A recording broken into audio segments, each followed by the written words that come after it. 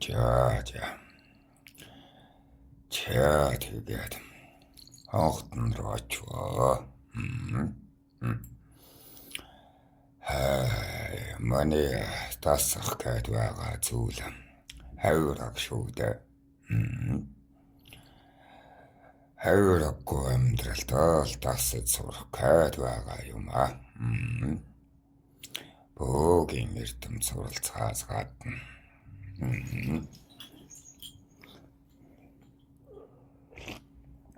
Хавираггүй байна гэдэг чинь хайрах таа шүү дээ.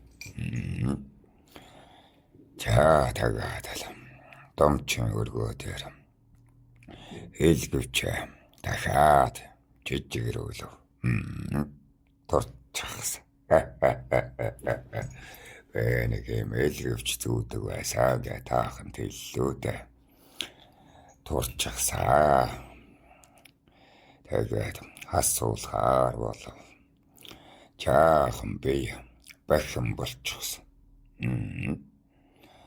Хонхтноос нь явснаас хойш хэвлийн зураас минь тодроод нурууны байц чанграад ирсэн. Одоо хавираггүй хүн чинь хэвлийн нуруугаа л чанга байлгахгүй болохгүй. Нарийнхан бэлхүүстэй, том цайжтай, том бокстай жанжин болсон. Чин ахтар таргасаа гэд хэллүү дээ. Одоо бол энэ хэвлээний 6 совдон болчингууд чинь тэрийгээд л гараад ирчин гэсэн. Тэч мөр нуруу бол сайн хөвцсөн. Бокс гоёвал бас том болсон шилбэ. Манай шилбэ бичин юу нэх нарийн гэвчэг нэх хурдтай. Яаж ч юм шилбэ тасгалжуулаад том мордоггүй их сонь.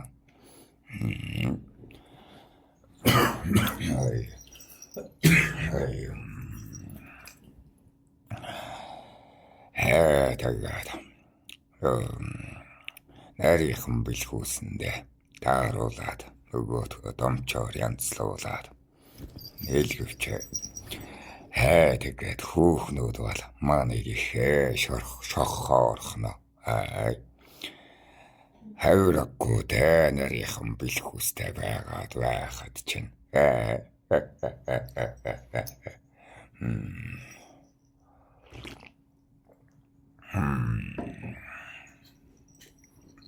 тэгээд элгэвч тайлаад харахаар нэг тал нь цөмөрхий. Их сонь.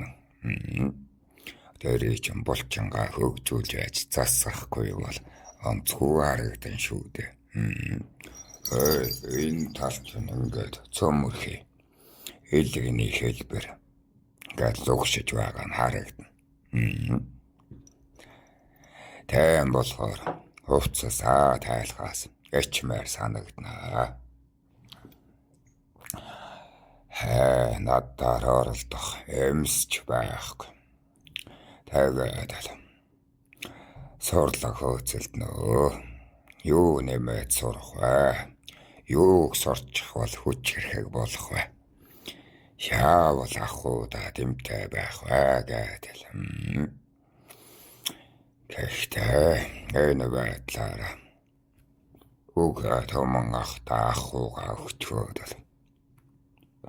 хонгийг л илээгээд сархад хөөцөлдөөд амьдарч болох ч гэсэндээ манай дурал бишээ. Бэчэн нэрэндээ байхыг хүсэж. Засагт дээр угаасаа миний хийж чадах зүйлч барагтай. За тэгээд тушаал авахд ол болно. Тэгээд ч миний ах аятаасаа өг том ах маань хариуцаж байгаа юм ч аргагүй шүү дээ.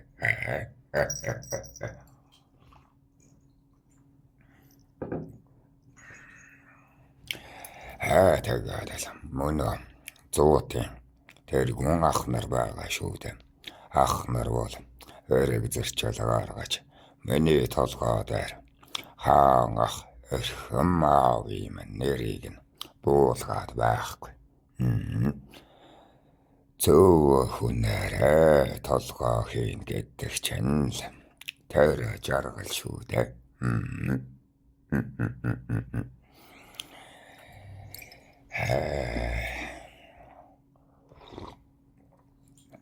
Тэгээд хангалтанд явж байтал гэнтэл нэг юм нэргээд авчихсан. Ахаад үцэгдэх дүртэн дорлчихсан.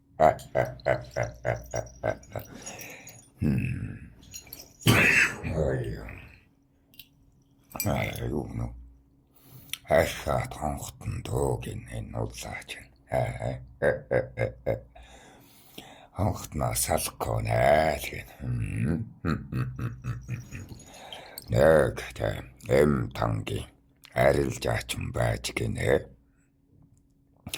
Өвчлээ хэрээр гэр бүлтэйгээ эм хатааж тан найруулж ирж байгаад хангалтанд арилж чаад тан найруулж байгаад одоо хангалтанд зардаг байсан гэсэн үг. Тэгээд буцаад явчихдаг юм гинэ. Тэгжэл хаяа үзэгддэг. Хангалтны охинд нь харцан гацалдаг.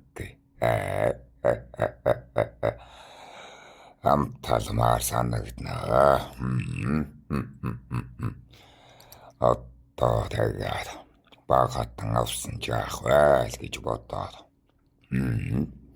Шууд очоод өнөө охинд нь хэллээ.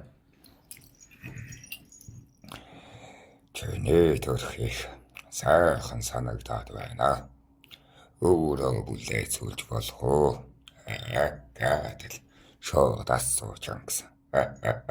Үг чана одоо ахсаас болоод айхтар болчихсон. Чанаа илтэд баатарах өнөө хитэн говийн ах нараас мууг ихээ сурчсан. Ёстой нөгөө халтчихсан. Ёорих бөөчний хүмүүн жил сайтай хүүхэд байлаа шүү дээ. Язгуур гэртээ нөсөөд.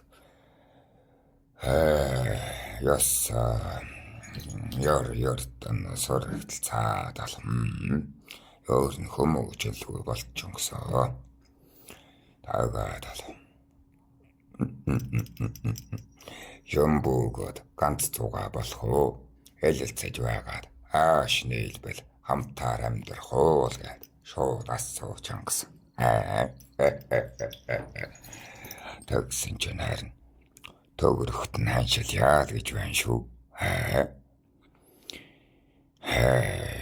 Би тэм нэр сайтай охин биш ээ. Хэцүү хатуу амьдрал дээр олон ир үзчихсэн юм аа. Тиймээс таны дэргэд байж нэрийг таньсавтэйгээд яах вэ? Тиймээс надаар нь зэнгүүл зингээ, зоос өгөөд зингээл гэж байна. Тэгяагаад өөртөлж хөө. Нөгөө талд байсан хоёул чинь байна шүү. Гэхдээ буруу үнэртэй болчихож. Авах байна уу? Буруу үнэртэй болчихжээ. Янхан таньдаг болчихож зэллэгч байна.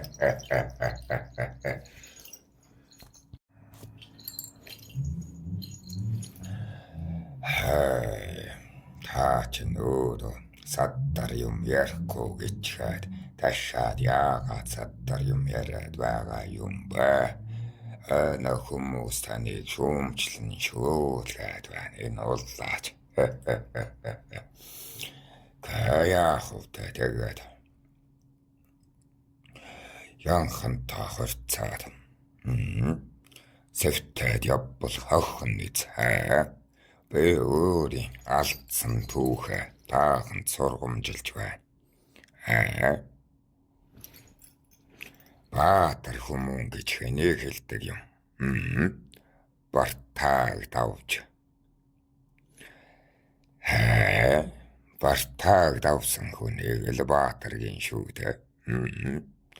Хармуу зүйлийг нь ихээ үзчихсэн учраас нь энэ буруу, энэ зөв гэдгийг нь танаад мэдээд байгаа юм. Яадаг юм, саттар юм ярьсан ч. Үүнээс нь тэгээд ухаарлаа үнэз. Дахиад хэлчихье. Баатар гэж бартааг давсан хүмүүнийг хэлдэг юм а.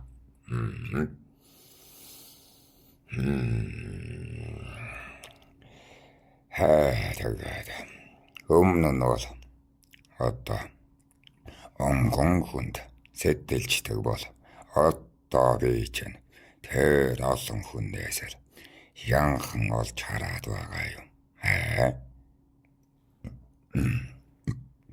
Өмнө нь хонхтон дээрхтэй онгон охиныг олж хараад байсан бид. Одоо бол харин янхныг нь таньж хараад байгаа юм.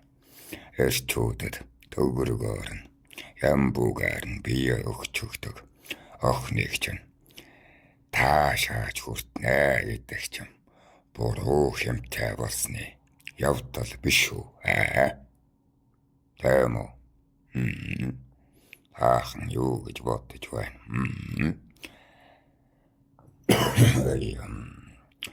Тэм эмийг гоо гэж бодож байгаа юм чинь нөгөө буруу хоёлын дохион ороод ирсэн бололтой. Тэм үү?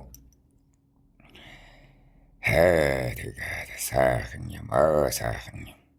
Хоёлын ажлыг нь гаршиж хийгээд олон ир зугаа сурчсан юм гэсэнд үгээрч наадах юм, үүлээрч наадах юм. Агаад л цэнгээд л өнгөрлөө.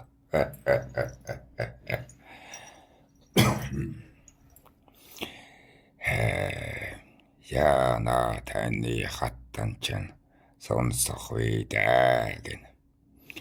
Сонорд нүд тэртэй тэргүй. Эрлэгтэй дэнслүүлэхэд хэдэн хүнтэй хуйлжиж яаж араар нь тавьж гэдэл бүхэл зүйлчин шүүгдэд гараад ирчихэн шүү дээ. Хуddал хуурмаг зүйл юу ч байхгүй. Өөрөөс таахан шинээс ч юу ч нууж чадахгүй. Манай үед бол одоо энийг ч нараар тавина гэхгүй шүү дээ. Хуулийнхаа дагуу би ч олон ихнэр авах гээд байгаа юм.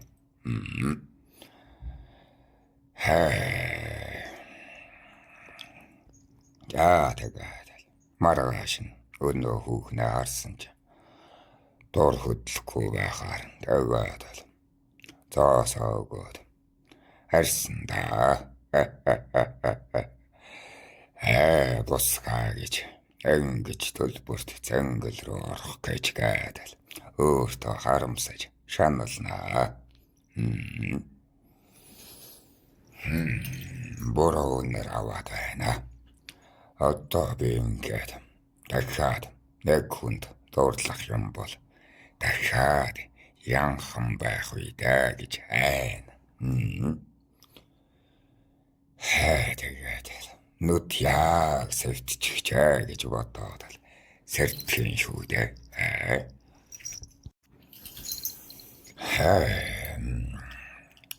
За тэгээд шалгах гээд харж байсан ч дахиад нэг гоо юм харагдаж байна шүү.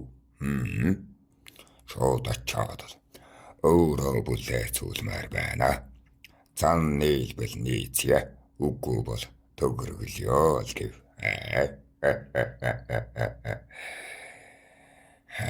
Тэгсэн чаар төгөргөлё л гэж байна шүү. Өнөөгөө чинь би муу нэртэй юм аа. Эрчүүд намааг нь ноолох дуртай юм аа л гэж байна. Тэгэхээр нь дахиад л зангиж өглөө. Дахиад харсан чинь дор хөдөлдөггүй. Яг нөгөө мэлмий чинь сэвтч гэж. Манай. Сэвтэй, сэрэлтэй хүүхнүүдийг нь ялгаж харддаг болчихож. Гурав дахь нь байх юм бол яг бат шүү гэж боддоод харж байгаад энэ ч биш энэ байж магадгүй ч юм уу энэ арайч биш байлгүй даагаад нэг эмэгтэй дээр очлоо. Гурван хөөрхөн хүүтэй хань нөхөртэй уул нь бол хантай хүнийг нь зулгаах нь буруу шүү дээ. Тийм бид. Гэхдээ мэдээгүй царай гаргаж байгаад л таныг би их тоож байна. Сэтгэл нийцвэл ханилъя. Сэвгүй бол нөхцөө л гэв. Тэгсэн чин харин ханаа нууж байна шүү нөгөөдөх чин. Төвлөхт нь ханшил яал болов. Хай торгот таадал. Тэгэхээр би таныг хантай гэдгийг нь мэднэ. Засгаа зөрчихгүй л гэв. Манай загтж нөхөртэй, хүнтэй, хантай хүнтэй хуйлчих юм бол хуйл зөрчин шүү дээ. Тэгсэн чинь юу ярина вэ дүү минь? Миний хан чинь танд мөнжгөөг авахулчихсан. Явуултыг нь зөвшин шүү л гэж байна.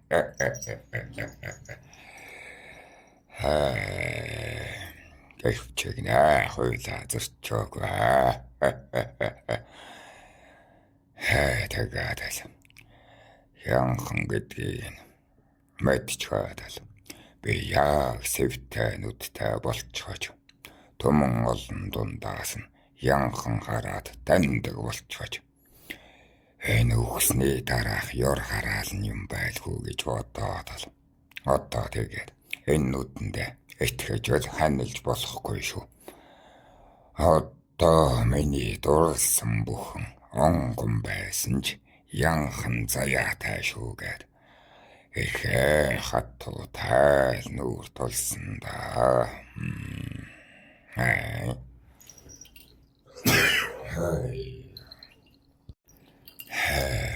Тэгээд шүүдэ миний харсан бүхэн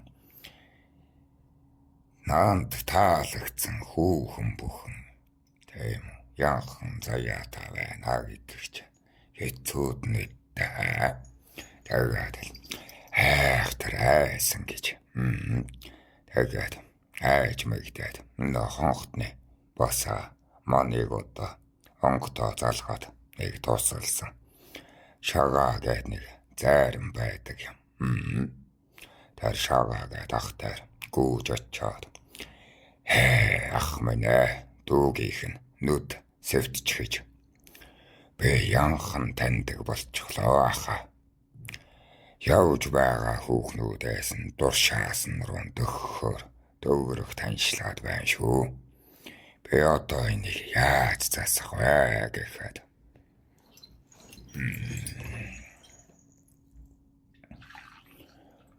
өнөө шагаа зайран ах хэлж байна шүү. Засра шүү дээ миний дөө. Одоо ханилн гэвэл хүний үгээр л амьдрын шүү. Өөрийн нүдээр л амьдрахгүй шүү л гэж байна. Хүний нүд тэгж сэвтгэхээр эргэж засардаггүй юм аа л гэж байна. Хуйлын хэмд дурлагч хал болчихлоо доо миний дөө. Хэм өөрчлөгдөн гэдэг нь байна. Үхлийн дараа хүний хэм өөрчлөгдөөд нөхөх хэмээ хайдаг. Өөр нөхөх хэм ухаж байна уу та? Тэм учраас чамд хэм нийцүүлнэ гэхээр өөрийн бус хэмтэй эм таалагдаад байгаа юм а. Та өөрийн бус хэмтэй гэхээр янхам байж таарна шүү дээ. Өөрийн хэмээр болохоор эрлэг хэмтэй чамаас үргээд байгаа шүү гэж байна. Сайн хүүхнүүд нь манаас үргээд одоонгон байдаг ч юм уу, сайн эмэгтэйчүүд нь надаас үргээд байна шүү дээ. Эрлэг хэмтэйгээд хүмүүнийг юу н тааханд хэлэхэд хүмүүнд нэг 3 алхмын зайд дөхөхөд тухайн хүмүүнийг мэдэрч болдог юм. Ямар хэмтэй хүмүүн гэдгийг маш тод мэдэрч болдог юм. Янхан хүмүүнийг ч юм бол тэгээд л 3 алхаад ойртоход л янхан байна гэдэг танин шүү дээ. Манай улаач түүнийг бол их сайн мэднэ да. Чоног та эрлэг ахын улаач нь шүү дээ энэ ч юм бас. Тэгээд өнөө шагаах ч. За тэгэхээр хэмээрлэгсэн янханлаг хүүхэн чамд хэм нээцмэр болоод байгаа юм. Хүний хэмгүүдэ таалаад байгаа юм. Янхан хүн чинь өөрийн хэмгүү байдаг юм. Олон ерийн хэм нэгдээд явж байдаг юм.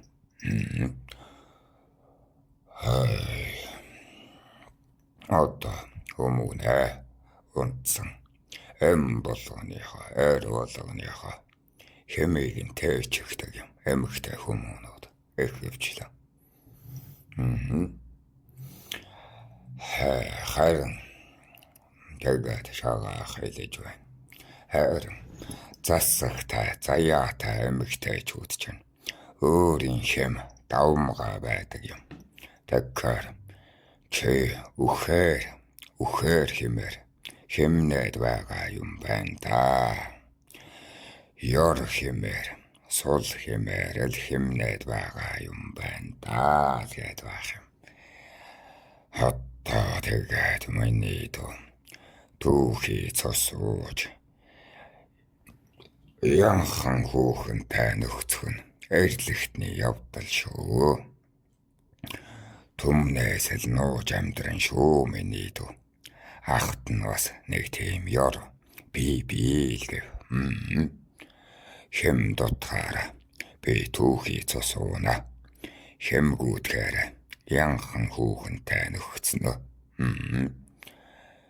Тэгжэл эрч агсаж тамир нөхөгдөөд байдаг. Тэр явдал нь эхэлж эхлээд чамд. За дүүмэн аттаамэн тэрийг тэнгэртэн бөөгөөс нуугаарай да. Эрлэгтэн бөөч нугаасаа сул хэмээр хоололдог, сухсаа хэмээр засагч гэдэг нь. Тэгэхээр зовлонтон бүхэн үзэгдээд байдаг юм а. Сул хэмтэн бүхэн харагдаад байдаг юм. Тийшээ сэтгэл яваад байдаг юм шүү.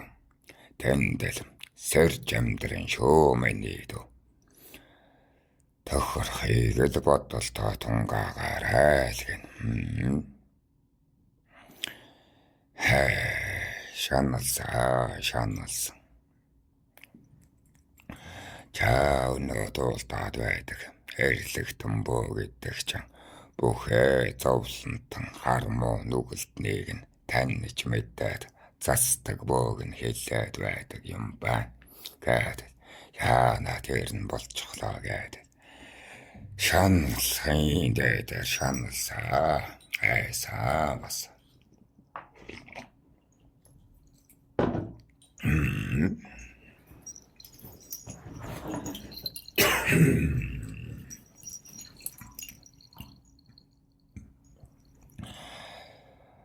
За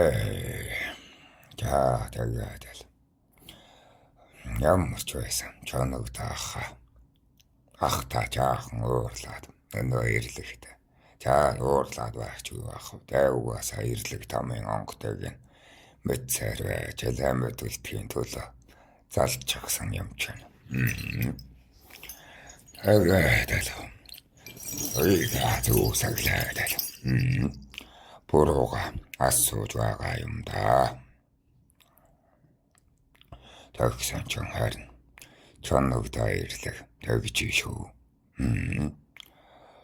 Одоо тэгээд амьд үлдсэн чинь болоо. Ямар яр үзүүлэхгүй гэсэн биш таа л гэж байна. Чи одоо ямар тэнгэрийн бөө биш таа. Эрлэгийн бөө. Муу хэмээр хооллож, муу юмыг л засаж амьдрын шүү дээ. Тэгэхээр хүүхэн болгоны муугаар нь дуршаад байхгүй юу чи гээд байна. Бүр хамгийн муу хүүхэн байх тусам ёстой нөгөө өнгөний өвчнөд өрүүлцхийн явдалтай л таалагдсан шүү дээ. Эрлэгтэй хүн чинь одоо ертөнцийн тэрнгэн цөөлжл байдаг нь тэр шүү дээ л гэж байна. Тэгээд л эрлэгтэн бөөнөр янхан хүнийг л засчил амьдэрдэг шүү дээ. Гэж байна. За тэгээд л энгчэл би ёроо тэсэн дээ.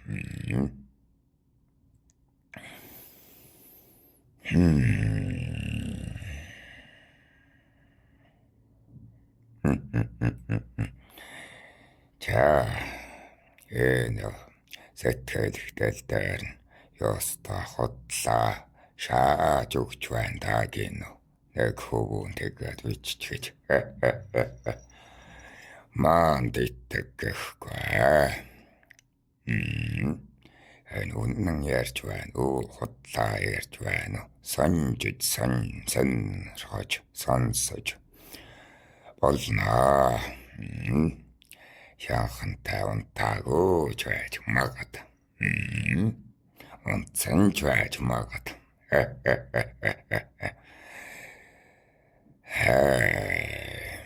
Яа тэгээд буруу үлгэр дүүрэл авбал огчон шүү.